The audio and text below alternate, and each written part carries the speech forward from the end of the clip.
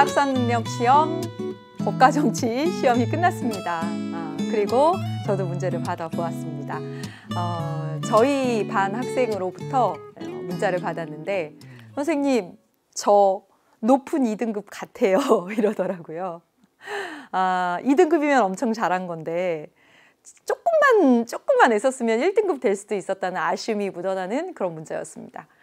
그런데 그런 생각 들어요. 뭐냐면 만점이 아니고서는 누구에게나 시험 결과는 늘 아쉽다라고 하는 것이죠. 특히 법과정치 문제가 시간과의 싸움이었다는 생각이 듭니다. 시간이 많이 걸리는 문제들, 선지 하나하나 꼼꼼히 봐야 되는 문제들이 상당히 많았고요. 그래서 그만큼 개념을 제대로 탄탄하게 익혀두지 않았으면 헤매느라고 오히려 쉬운 문제에서 시간을 많이 보냈어서 뒤에 문제들에 다 온전히 집중하지 못하고 문제를 풀어서 아쉬운 마음이 있는 학생들도 있었겠다라는 생각도 했습니다. 저는 문제 풀면서 떨리는 마음으로 풀었어요. 왜 떨리는 마음이었냐면 같이 공부한 내용을 크게 벗어나는 내용이 나오거나 그래서 너무 어렵거나 난감한 상황이 발생해서 오롯이 시험에 집중하지 못하면 어쩌지? 라고 하는 걱정도 했습니다. 그러나 다행스럽게도 한 문제 한 문제 풀어가면서 개념 충실했었더라면 그리고 6월, 9월 모의평가에서 분명히 평가원은 보여주었다라고 하는 것을 확인했습니다. 일단 여러분이 가장 어렵다고 한 문제 유형들을 보도록 하겠습니다. 그런데 여기 이렇게 쭉 나열한 문제들은 여러분이 6월에도 그랬고 9월에도 어렵다고 한 문제들이었어요.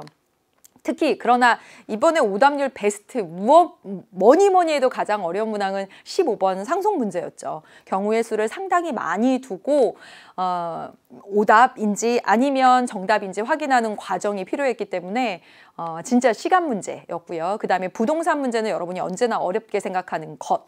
그러나 9월에 이미 보여주었고요. 미성년자와의 계약 파트 역시 형사 절차는 갑을 병해서 병이 마치 검사인 국가기관인데 사람처럼 인식해서 선지에서 다 아는 것을 틀리는 경우도 있었을 거라고 생각합니다. 물론 뭐 선거제도 표 문제야 시간과의 싸움이었고요.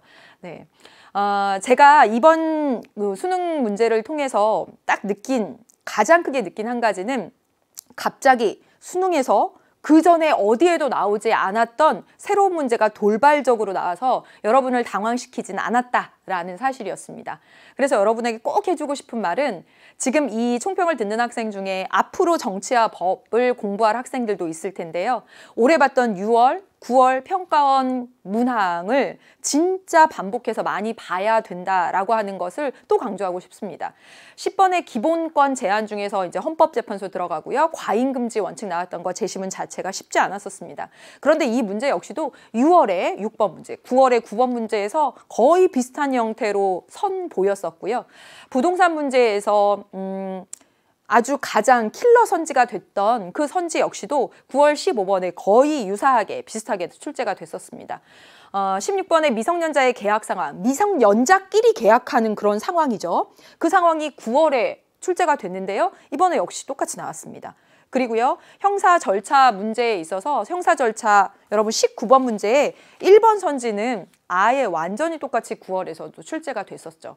그래서 여러분이 앞에서 어렵다고 여러분이 오답률 베스트 문항으로 뽑았던 그 문항들은 6월하고 9월에서 그대로 보여주었습니다. 그래서 그만큼 평가원이 출제하는 6월, 9월 모의평가를 보다 더 면밀히 분석해서 자주 보는 것이 정말 중요하다는 거죠. 6월에 내가 몇 등급 맞았고 9월에는 몇 등급 맞아서 많이 실수를 했고 결과에 연연하기보다는 그 문제지를 여러 번 반복하는 것이 진짜 중요하다는 것을 다시 한번 강조해서 말씀을 드립니다.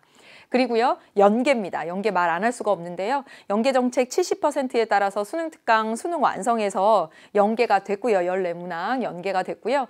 연계된 내용 일일이 비교해 보고 내가 연계를 느꼈어 안 느꼈어 하는 것은 별로 중요하지 않습니다. 다만 여러분에게 말씀드리고 싶은 건 연계란 기존에 있던 수능 특강, 수능 완성에서 완전히 똑같이 해서 똑같은 문제를 뭐 숫자만 바꾸거나 선지 몇 개만 바꾸거나 그런 형식으로 출제되기보다는 이번에 봤던 5월 문제입니다. 매우 생소하게 느껴지지만 지금 가시기, 나시기, 다시기 또는 T시기에서 T+3 시기까지 가는 여러 시기에서 집권당이 어디인지, 여소야대 상황인지 또는 여당이 어디인지, 야당이 어디인지, 양당제 상황인지, 다당제 상황인지 하는 것들이 이렇게 그래프나 막대 그래프로 표현이 되어 있습니다. 꺾은선 그래프나 막대 그래프로 표현이 되어 있는데요.